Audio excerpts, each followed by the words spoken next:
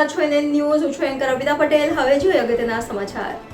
ચીખલી તાલુકામાં છેલ્લા 3 દિવસથી સતત વરસી રહેલા વરસાદને કારણે જનજીવન પ્રભાવિત થયું છે. ગત શનિવારની રાત્રિ દરમિયાન તથા રવિવારના બપોર સુધી અતિ વરસાદના કારણે અનેક જગ્યાએ નદી નાળાઓ ભરાઈ ગયા હતા.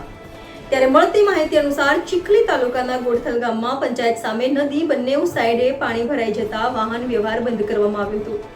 ગામના સરપંચ શ્રી જશવંતભાઈ પટેલ તથા શાસક પક્ષના નેતા અશ્વિનભાઈ તથા શક્તિ કેન્દ્ર પ્રમુખ ચિરાગભાઈએ ગ્રામજનોની મુલાકાત લીધી હતી અને વધુ પાણીવાળા વિસ્તારમાં નવા જળ તથા કામ સિવાયના નીકળવું તથા વધુ પાણીવાળા નદીના કાંઠામાંથી પસાર થવું નહીં અને પોતાના સ્વાસ્થ્યની તકેદારી રાખવા સૂચના આપી હતી. Reporter Bhupendra Patel, NN news Chikhli.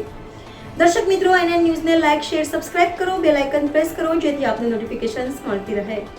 તમામ વહીવટી તંત્રને નમ્ર વિનંતી છે કે ગોડથલ ગામ 7,000ની વસ્તીમાં વિસ્તરાયેલું છે અને 3 વિસ્તારમાં વહેંચાયેલું છે. ગામમાંથી 2 મોટી નદીઓ પસાર થાય છે. એક ખરડા નદી અને બીજી વાંકી નદી. બંને નદીઓ ઉપર લો લેવલ બ્રિજ હોવાના કારણે ચોમાસાની ઋતુમાં અકસ્માત થવાની ભયંકર શક્યતા હોય છે. જેથી આગામી દિવસોમાં ગોડથલ ગામે લો લેવલ બ્રિજને તોડી નાખી હાઈ લેવલ બ્રિજ બનાવવા માટેની નમ્ર અપીલ કરવામાં આવે છે.